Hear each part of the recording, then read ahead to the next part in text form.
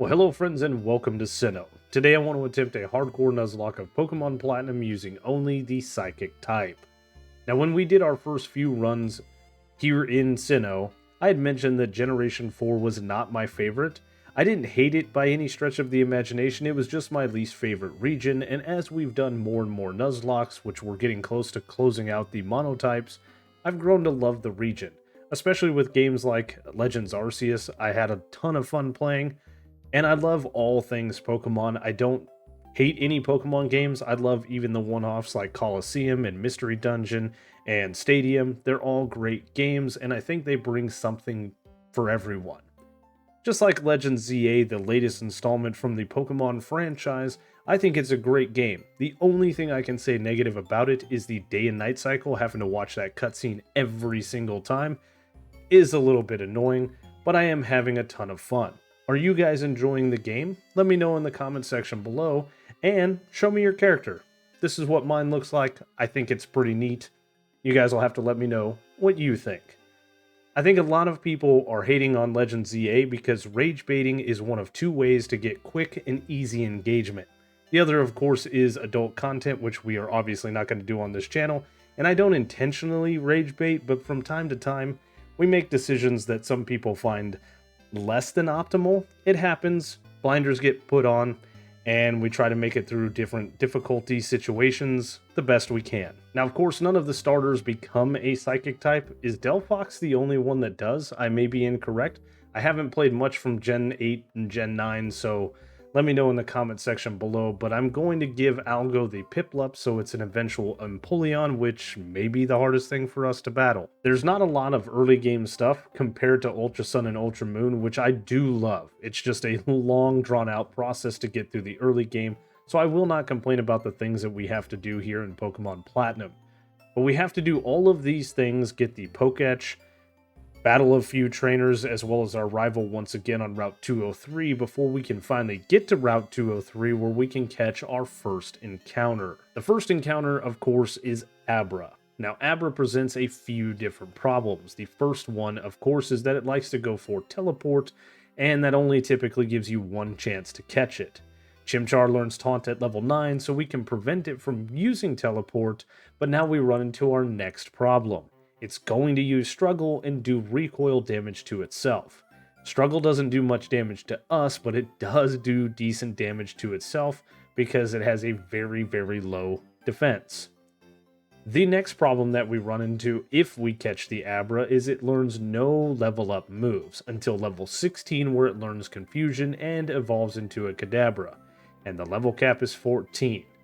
So I think we're going to have to bend a few things, maybe with the help of Professor Oak, to make this run viable. Abra can learn TMs like the TM for Return, but a TM like Return is not going to help us up against a Rock-type gym trainer like Rourke. If we were playing Pokemon Diamond or Pearl in the trainer school, these two trainers would challenge us to a battle, and upon defeating them, we would get the TM for Hidden Power. That would be a great move because it is special. It is, of course, based on our IVs, but it would definitely help us going forward, especially if we had like a grass or a water type Hidden Power. At Lake Verity, we could catch two different Pokemon if we had a copy of Ruby or Sapphire inserted into our DS, those being Solrock and Lunatone, and either of those Pokemon would definitely get us through the early game. However, you have to have the National Dex before you can encounter these Pokemon. So we could mess around with our save file and do that, but I think that's bending the rules a little too hard for the way I like to do my runs. The decision I made, of course, is to go with the TM for Hidden Power. However, this Abra that has a Sassy plus Special Defense and minus Speed Nature has a Ghost-type Hidden Power with a base 38 attack. Not really going to help us against Rourke as much as I would like. Attempt 2 Abra has a hardy neutral nature, but it has a dragon-type Hidden Power with base 45. We're getting there. This is just going to take a couple of rerolls. And attempt number 3 is the Attempt. With a Rash plus Special Attack and minus Special Defense nature, this Abra, named Bodyguard, has a ground-type Hidden Power at base 54. That's going to help us against Rourke. Unfortunately, it's not going to help us with things like Fantina, but we will cross those bridges later. This at least gets us through the first gym, and sometimes that's where we gotta start, is 1 foot in front of the other. If we didn't catch the Abra on Route 203, we could trade for Kaza here in Orberg City with the Machop. It has a held Oran Berry. This one does have a hidden power ice, base 34 power, so it wouldn't have helped us that much, but it is definitely another option when doing these runs. Thought I would show it off, as I have many times before. Now with some EV training in the hidden power for ground, we can take on Rourke and his rock types. He leads Geodude, and I only have Bodyguard on the team. Maybe should have brought a second Pokemon. No matter, we outspeed and hit the hidden power ground, and we one-shot the Geodude.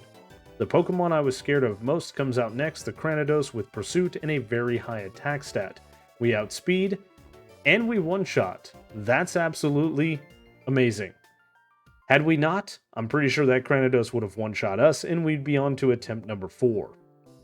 Now, Onix also gets one-shot, so that was a lot of planning for nothing, but we do gain a level and get to level 16, where Bodyguard will evolve into a Kadabra. Very nice.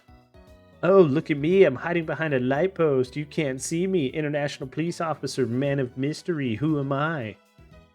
I probably shouldn't make fun of Looker, but his storyline in this game is absolutely silly, and I find it very silly, considering he just follows me around riding my coattails, and I get no credit for it. Leaving Jubilife, we run into Professor Rowan and Lucas. They were talking to some Team Galactic grunts, and then immediately shifts focus to us, and the grunts are getting very impatient, raising their voice, and Rowan schools them. Quiet, you lot. Why must you be a nuisance? Here's some lessons you still need to learn. Don't loiter about for no good reason. Don't interrupt others while they are attempting to converse. If you don't get your way, don't raise your voice to try to be intimidating. Don't think you're grown up just because you're in a group. And number 5, what is with those outlandish outfits you have on? Rowan is straight schooling these grunts, and it is absolutely hilarious. Commander Mars is up next, and I'm not as scared of Commander Mars as I am of Commander Jupiter, but we will cross that bridge momentarily. The Zubat, of course, is one-shot with a Confusion, and then Purugly tries to hit us with a priority fake-out, but Inner Focus prevents flinching. We then outspeed to hit a second Confusion that gets a critical hit to one-shot, so that was easy. Upon saving the guy in Valley Windworks, his daughter comes in and says, "Papa, you're stinky, go now and shower." And then she starts talking about a Drifloon that could come back on a Friday. And the Pokemon Pearl Dex entry says it tugs on the hands of children to steal them away. However, it gets pulled around instead. Please, for the love of all things holy, Arceus, Palkia, Dialga, do not let your daughter play with the Drifloon. Please? I'm not coming back to save her. I have my own things to do. I'm tired of stepping in these foolish things. If parents aren't going to parent, I'm not going to do it for you. Arriving in Eterna City, we can actually head to Route 211 where we can get another encounter, but we have a couple of problems. See, on Route 211, we can find a Metatite, Bronzor, or Chingling, and then in Mount Coronet, just ahead of us, we can find the exact same encounters. The only way to guarantee all 3 encounters would be to head to the Wayward Cave where we could get Bronzor, then backtrack to 211 to get the Chingling or Metatite, and then get the other one in Mount Coronet. We have some problems though. I don't think Bodyguard has enough gas in the tank to take on Gardenia by itself. We also have to do all of the Team Galactic building here, and I just don't think we can do that with a Skunk tank that is part Dark type. So decisions have to be made. We're going to have to risk not getting an encounter, and I really want all the encounters that we can get our hands on. On Route 211, we get a Chingling named Mincemeat. It has a bold, plus defense, and minus attack nature with the levitate ability. I've never used Chimecho, I've never used Chingling, so welcome to the team. And very luckily, in Mount Coronet, we managed to run into a Metatype named Chaos. It has a careful, plus special defense, and minus special attack nature with the pure power ability. Awesome. With high friendship and nighttime, Chingling will evolve into a Chimecho almost immediately, giving us much needed bulk added to our team. And to show off exactly what I mean by bulk, we lead Mincemeat against Gardenia. A Confusion takes Turtwig down to half as it sets up a Reflect, and then one more takes it out. The Cherim comes out next, which is a great Pokemon, by the way, setting up Safeguard as Confusion does about a third, and then we get seeded. Not in a good way. This is what happens when you don't use protection. Anyway, after a magical leaf, Confusion takes out the Cherim. It took 3 to take him out. And as Rose Raid comes out, I know it's going to go for Stun Spore, so I stay in and go for a Confusion, which is stab and super effective. We break through the paralysis to do well over half, but with a Citrus Berry and the Leech Seed recovery, Rose Raid gets back up to almost full health. I pivot into Chaos on a magical leaf that does way too much damage for this point in the game, so I pivot into Bodyguard on a Grass Knot that also does a ton of damage. But with the help of an Oran Berry, we gain back a little bit of health, and Confusion takes out the Rose Raid. Very risky battle. Heading into the Galactic building, Looker's like, "Hello, it is me, haha, I have startled you, yes?" He blows his cover in the middle of this building. I don't know how the receptionist doesn't see what is going on right here, right now. This is why I'm making fun of the way he does things, is because his story arc in this game is just silly. You're an international police officer, and this is the things you're doing in front of a notorious group as well as a child? Come on, man, get it together. This is no way to show off for Emma in the future. The upcoming battle with Commander Jupiter is very worrisome, and I need a strategy. Part of my strategy is to get a Colbur Berry off of Wild Chinglings, which they are holding at a 5% chance. A Colbur Berry weakens the power of super effective Dark-type moves. Thief is a super effective Dark-type move, so the Colbur Berry is used up. We have to go back to the drawing board with getting Colbur Berries off of Wild Chinglings. And of course, this is going to require us to find another Wild Chingling that has a Colbur Berry. Once we do find one, which only took about 45 minutes, we can then just catch it. I'm not going to try any other strategies. We could try to get a Pokemon with Embargo and then use Thief. I don't want to do all that. We're just going to catch it.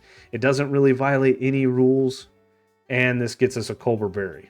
And I probably need 2 more. After getting the Colbur Berry, now we can take on Commander Jupiter. A Psybeam takes out the Zubat because we learned Psybeam at level 24. From here, we can go for Miracle Eye, which is a move I've never used. Tank the Skunk Tank's Night Slash because of the Colbur Berry, and only just, and then one-shot with Psybeam. That was a wild battle and a wild strategy. In the Wayward Cave, we catch a Bronzor named Mockingbird. It has a naughty plus attack and minus special defense nature.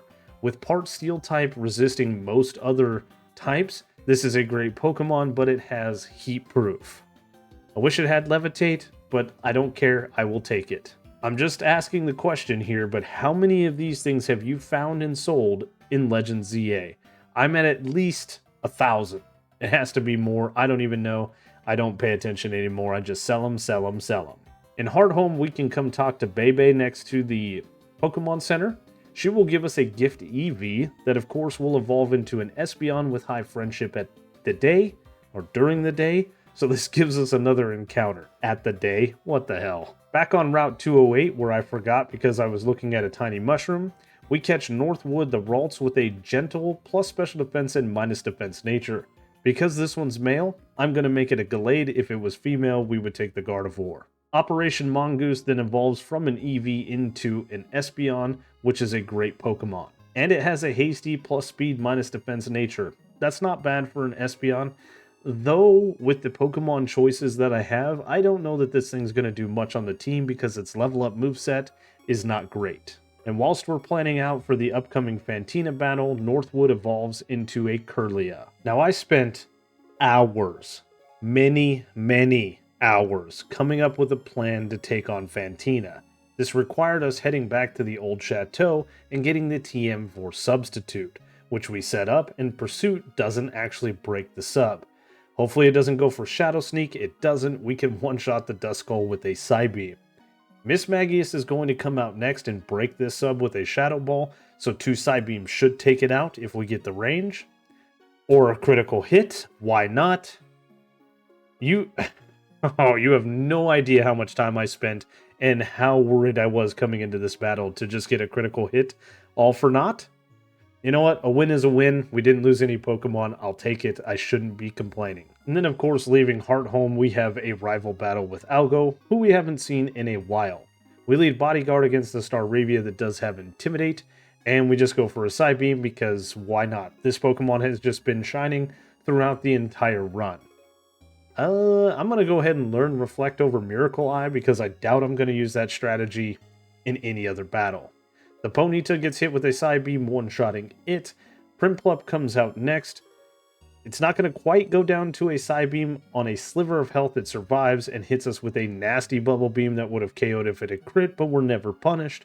And Roselia comes out last and is easily one-shot with a Stab super effective Psybeam.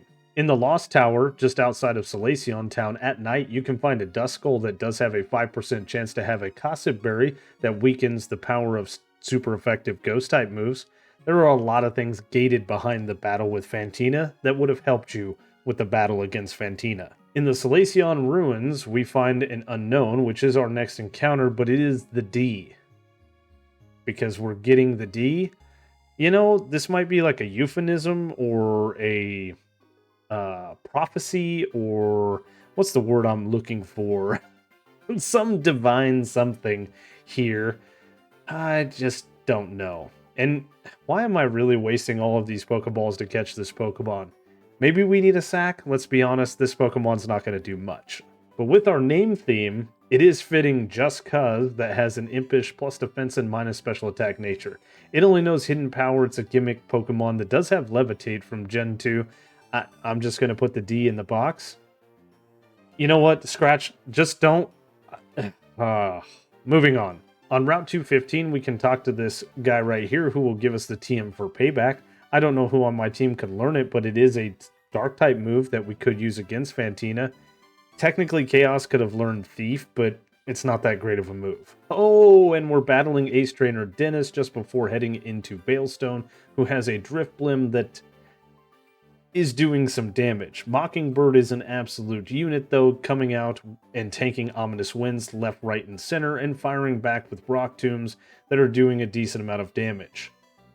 I forgot about this battle, so I kind of ran full steam ahead. The stockpiles are very annoying as we're not doing that much damage, but we do eventually make it through, sitting at 21 HP, so hey, it was scary, but we made it through. Now, Veilstone is a huge hub. From here, we can do a bunch of different things like buy some TMs at the department store.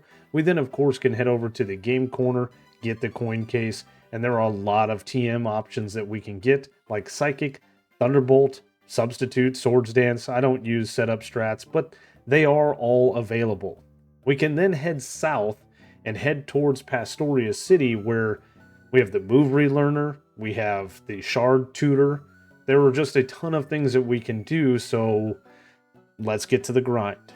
The first thing I do is get the hidden Dawnstone just outside of Pastoria City so that we can evolve Kirlia into a Gallade. Whoops, my bad. This is where I say we evolve Kirlia into a Gallade. At the Valor Lakefront, we get a Girafarig named Wandering with a hasty plus speed and minus defense nature.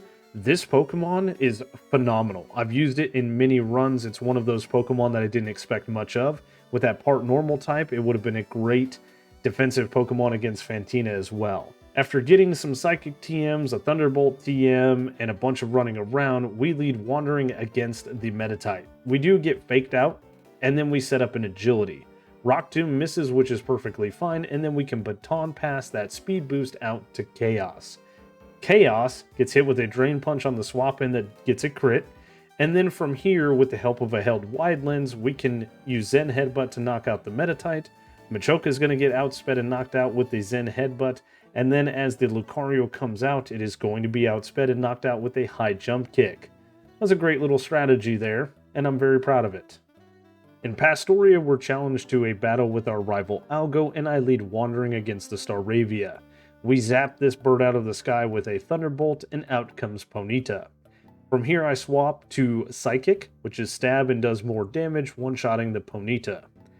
Prinplup comes out next, and if I had the Zap Plate, we would have one-shot, but I did not want to spend that much time in the underground, as I've spent a lot of time grinding in other areas, so we tank a Bubble Beam and then take out the Prinplup.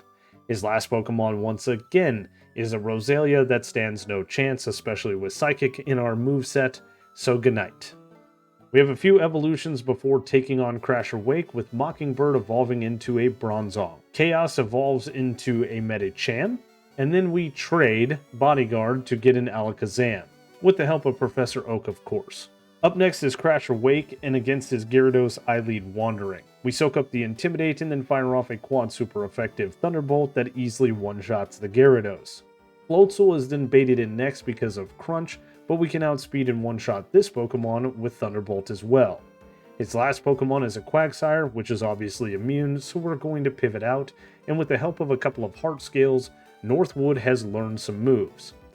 We tank the Rock Tomb on the swap in, the speed drop doesn't matter, a quad super effective Leaf Blade one-shots, and Wake is defeated. What do you guys think is in the secret potion that we hand to the Psyducks? Is it Tylenol? Is that why they are the way they are? Is there a secret underground thing going on that Cynthia doesn't tell us about? People in power I don't trust. Now you're not Lance, but still, I really don't think... I don't know, there's a correlation here, some conspiracy theory I'm sure. What do you guys think? Whilst in Celestic Town, we're talking to Cynthia's grandma about the Lake Trio and the Guardians and Palkia, Dialga. I don't even know, I wasn't paying attention. Cyrus comes and interrupts and challenges us to a battle, and this is the first of 3 battles that we have to take on. His team is going to be very scary, but for now, Chaos can one-shot the Sneasel with a high jump kick.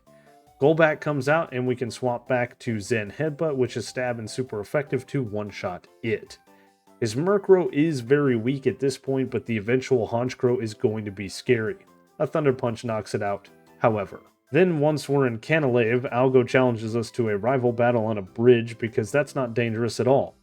His team is fully evolved and a little scary at this point, but still we lead Wandering against the Staraptor and we zap that bird out of the sky with a Thunderbolt. The newest member of his team, Heracross, comes out next, and a Psychic should one-shot this Pokemon. And it does. Very nice. The rest of his team, not really worried about it. Rapidash can just get hit with Psychics till it goes away. We get tagged with a Tail Whip. That's a little concerning, but it is what it is as the now evolved Empoleon comes out. Part Steel type, so it resists a lot of different things, and with the defense drop, I swap into Mockingbird who can tank the Metal Claw. That was a good read. Bubble Beam does a decent amount of damage and gets the speed drop, which doesn't matter, and then an Earthquake doesn't quite KO, but well over half. Another Bubble Beam down to 24 HP before we take out the Empoleon with one more Earthquake. We risked a crit there. Roserade comes out last for Algo, so it is a swap, and we are going to swap into Mincemeat. You haven't seen a lot from Mincemeat, who gets put to sleep with a Grass Whistle on the swap in because why not? This Pokemon has surprised me through the run. Though you haven't seen much from it, it has been amazing in the background, doing a lot of things and taking out a lot of different key trainers. You know what's not scary? Byron. Byron and his steel types are not scary. With a hidden power ground and the choice specs, we can easily outspeed and one-shot all of his Pokemon with Bodyguard.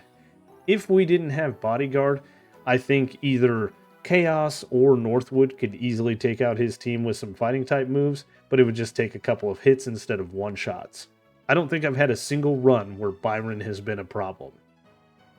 On Route 218, just outside of Canalave, we can get our last encounter, Sally the Mr. Mime with a relax, plus defense, and minus speed nature. I'm going to be perfectly honest with you guys. This Pokemon is going to sit in the box. That filter ability, though, powering down super effective moves, is pretty good. I'm happy with the team I've got. We've come this far. I'm sorry. I was looking at the different held items that we can find in Pokemon Platinum, and one of those is called the Iron Ball. Now, the only place that we can find it in Platinum is in Stark Mountain, which is unfortunately not available until post-game.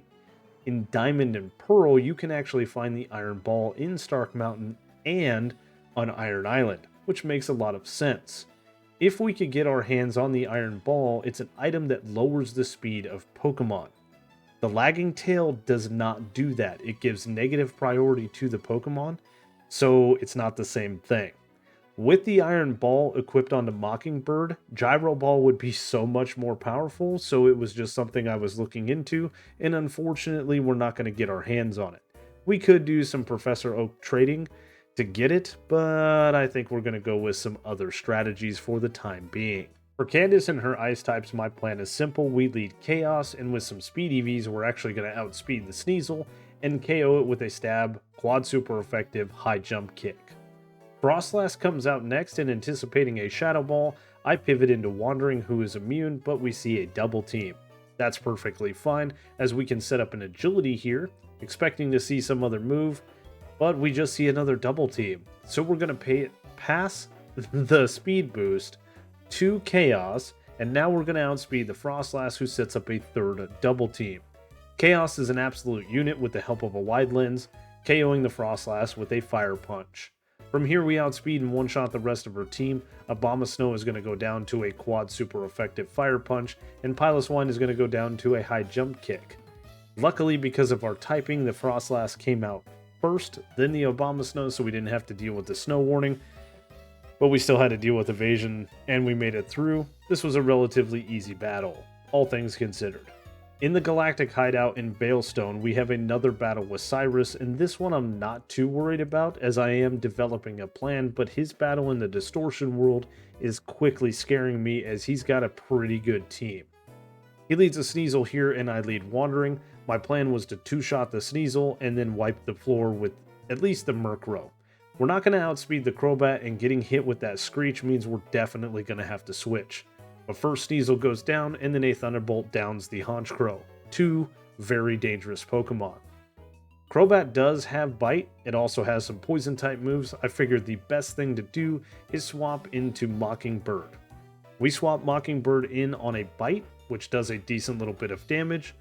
We then get hit with a Bite that flinches us, then another Bite down to 48 HP before we miss a Zen Headbutt, down to 32 HP before we don't quite KO the Crobat.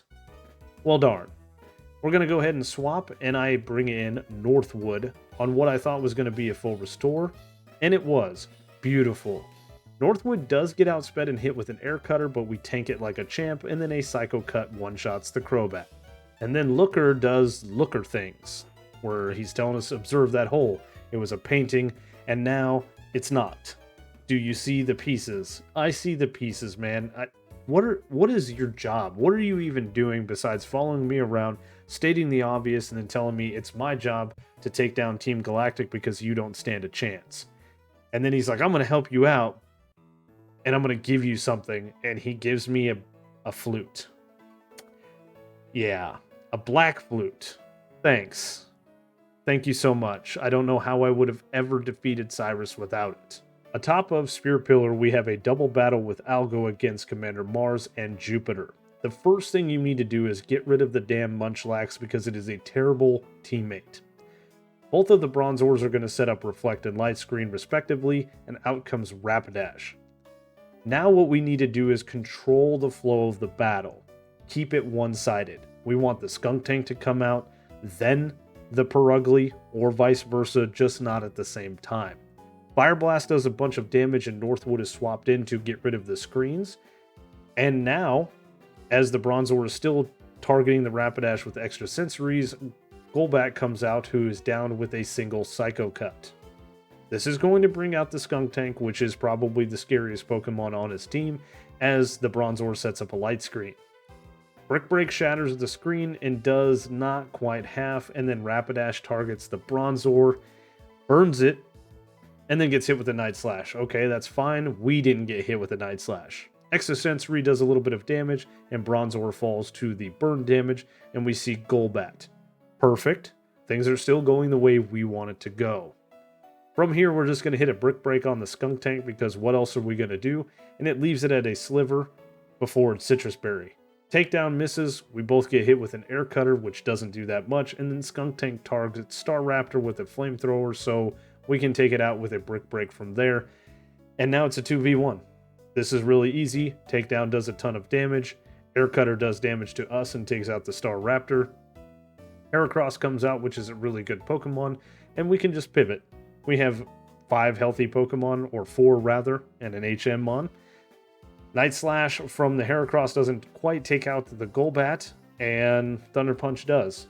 The last Pokemon is the Perugly, and it's going to go down to a high jump kick.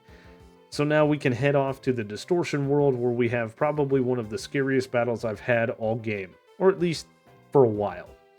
Heracross gets down from an aerial ace too, which is hilarious. I think it hasn't been since Fantina that I've had a battle I've been that worried about, and we're at a disadvantage because we have an HM Mon on us to get through Mount Coronet and the Distortion World. A high jump kick from Chaos easily one-shots the Houndoom. I do have a plan. A Thunder Punch with pure power one-shots the Honchkrow, and that is 2 major threats off his team, but we still got a couple to go. Crobat is going to outspeed us, but most likely go for Toxic, which it does, and a Zen Headbutt with pure power easily one-shots it. Now as the Gyarados comes out, we are going to soak up the Intimidate, and unfortunately, even with pure power and a decent attack stat, we're not going to be able to KO this thing, only just barely. We leave it on a sliver of health, get hit with a nasty waterfall. A critical hit here would have definitely ruined my plans, but Cyrus is going to full restore, so I can pivot into Wandering.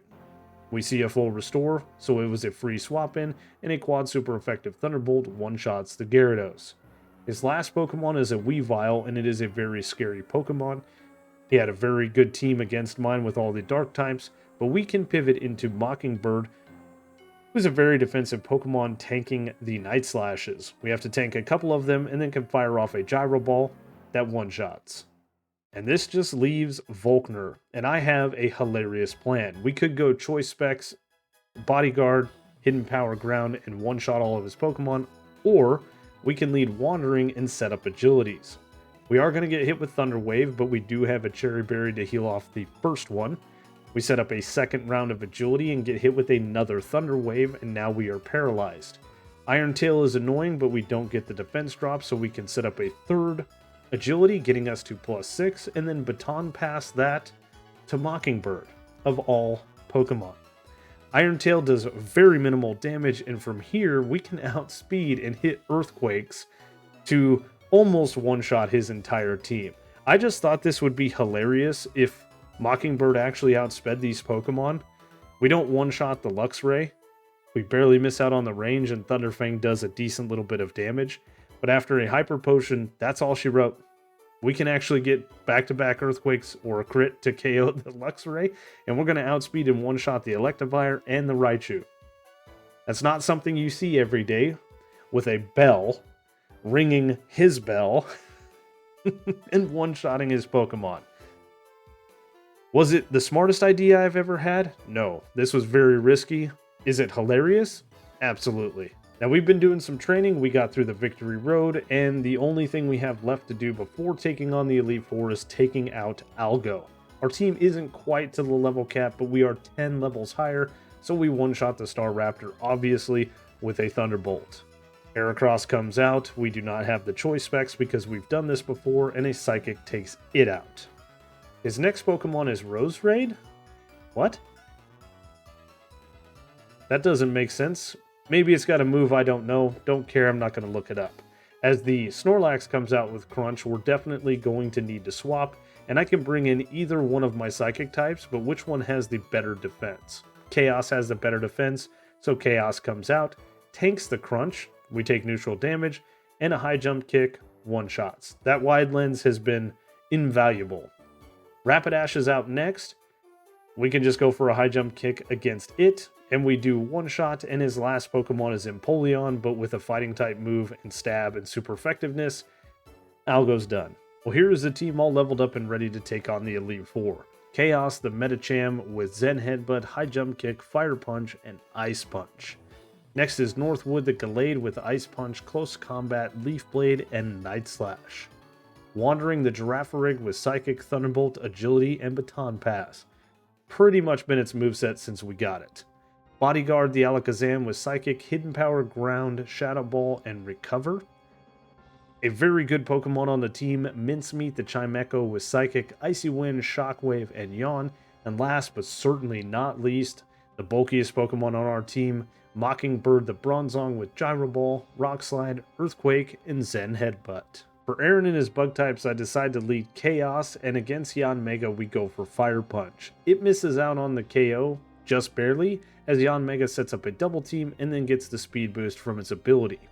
After a full restore, we connect with another Fire Punch, and we get a higher range to one-shot. Probably the scariest Pokemon on his team comes out next, Drapion. Not a bug type. Dark Poison. High Jump Kick takes it low into red health, Citrus Berry pulls it out of healing range, and then we get hit with a Aerial Ace that doesn't do that much, so we can take it out with another High Jump Kick, and the rest of his team is pretty much dead. Zen Headbutt to take out the Heracross. His last two Pokemon are Vespiquen and Scizor. Vespiquen comes out next. Even if this thing survived, it couldn't do much, but it doesn't. Critical hit, don't know if that mattered. Scizor is quad weak to fire, so down it goes. Bertha's ground types are going to be walled pretty well by Northwood. With a couple of quad super effective moves, this should be an easy battle. Whiscash goes down to a Leaf Blade, and the reason we swapped out Psycho Cut for Ice Punch is the Gliscor right here. And also Cynthia's team, but we'll get there when we get there. The only quad super effective, or the only Pokemon that doesn't have a quad super effective move against it is the Hippowdon, who's a ground type, so we don't actually one-shot it with a Leaf Blade, and it hits us with a nasty stab Earthquake down to 39 HP. The Sandstorm Chip is doing 9 HP of damage, so against the Golem and the Rhyperior, we should just barely eke out a victory because they are quad weak to Leaf Blade. And we will be sitting at very low health after we take out the Golem. 12 HP for the Rhyperior? Yeah, we can do this. Risky, but why not? I typically try and plan for different Pokemon to do different battles, but unfortunately Flint leads with a Houndoom, and Chaos is the best answer, just like the Houndoom that Cyrus had in the Distortion world. We see Rapidash second, which has Flare Blitz, and is a very fast Pokemon, so it would outspeed and knock out a lot of my different teammates, so Chaos is the answer for this battle. And Fernape goes down to a Zen Headbutt, and he just has a Flareon and a Magmortar left. None of my Pokemon can learn Water-type moves. We do have Earthquake on Mockingbird, but of course it's weak to fire, so... It does have Heat Proof, though. You know what? I didn't consider that when I was planning out this battle, so... Sometimes the blinders go on. It happens. And last for the Elite Four is our Psychic-type rival, Lucian. Against the Mr. Mime, we lead Bodyguard, Choice Specs, Shadow Ball. The Eevee that we got would have been a great candidate for this battle as well, but Bodyguard does it better than anybody else. The Mr. Mime, Espeon, and Alakazam all get outsped in one shot easily with a Shadow Ball. Bronzong is not going to get one shot with a Shadow Ball, but it opts to set up a Calm Mind so we can take it out with a second. The Gallade that he has on his team is the only Pokemon that's scary because it could go for Stone Edge, which would do massive damage to us, but we can survive a non-critical hit. Oh, we get a special defense drop, Citrus Berry activates, and we see Leaf Blade. Okay, that was even better. Doesn't matter. We wipe Lucian out of the Pokemon League. And as we enter Cynthia's chamber, my heart drops because she leads a Spiritomb that has stab super effective ghost type moves, as well as stab super effective dark type moves. The plan is to lead Mockingbird and tank whatever she decides to go for, which is a Shadow Ball, and we can set up a light screen with the held Light Clay item to make it a longer duration and just tank moves and fire off Earthquakes. Hopefully we don't get flinched too many times from Dark Pulse, and we should be able to get through this pretty easily. As a matter of fact, we get taken down to 49 HP before we shake the Spiritomb off the screen. She's going to bring out her Garchomp next, which I assume is going for Earthquake, so I was going to try a cheeky strat here going for Mincemeat. We avoid the Earthquake with Levitate, we do get outsped and hit with Dragon Rush that we survive, but we flinch. Well, I really wanted to show off how good this Pokemon is, just because it hasn't seen much screen time since Gardenia. It was. Defensively, it was a great Pokemon early on, and it had a versatile moveset. A safe swap into Chaos ensures that we one-shot the Garchomp with an Ice Punch. We outspeed because Chaos is a pretty speedy Pokemon, and then she is going to bring out Togekiss.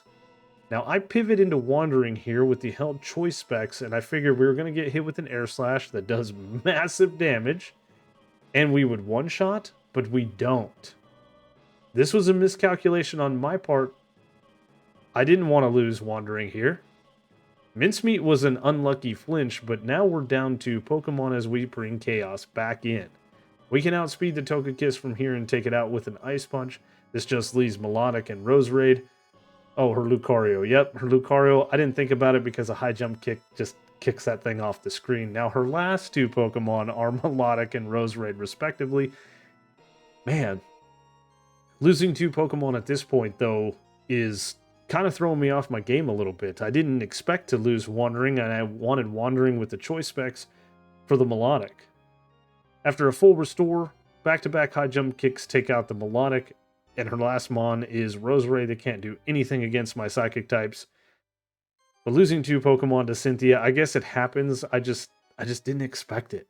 That was a really tragic ending to an otherwise great run. We put a lot of thought and a lot of effort into these different battles, and I hope you guys enjoyed it. I spent so much time on this run, figuring out those early game battles. Once we got into the mid game, it was a breeze up until Distortion World Cyrus and then Cynthia. If you guys enjoyed the video, you know the routine. Leave a like, leave a comment. If you've made it this far in the video and you haven't done so already, consider subscribing. I did mess up and forget to do the algo joke in this video.